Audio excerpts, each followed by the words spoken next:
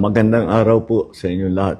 Muli po ako magre-report sa inyo tungkol sa mga iba't ibang development doon sa mga flood control project na kaso at para malaman po ng ating minamahal na taong bayan kung ano na ang naging progreso. 7 na po sa mga individual na may warrant of arrest sa Sandigan Bayan kaugnay sa mga flood control anomalya ang nasa kustodya na ng ating mga otoridad. Isa naman sa kanila na inaresto ng NBI at 6 naman ay voluntaryong sumuko sa CIDG. Meron din 2 akusado po na nagpahayag na ng intensyon na sumuko at susundin na ang PNP CIDG. Yung isa pong nahuli ng NBI ay natagpuan doon hindi sa kanyang sariling tirahan.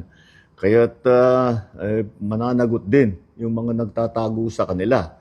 At kaya't sinasabi natin, yung mga may balak na tulungan itong mga ito, ay ang pinakamalaking tulong na ibigay ninyo sa kanila ay mag-surrender na sila. At para makasagot na sila dito sa mga aligasyon na hinaharap nila. Wala pong mga special treatment itong mga ito. Mananatili sila sa kustodya ng NBI habang inaantay ang utos ng korte. Muli, sa 3 warrant at 16 na pangalan, 7 na ang hawak ng ating otoridad. 2 susuko na.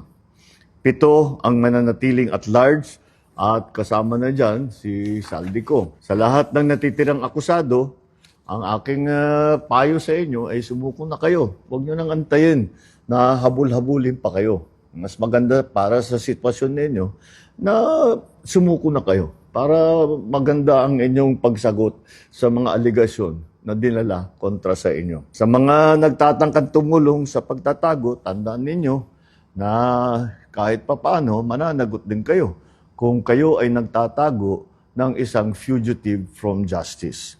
Tuloy-tuloy po ito. Hindi kami titigil, hindi kami hihinto. Maraming salamat po. Magandang araw sa inyo.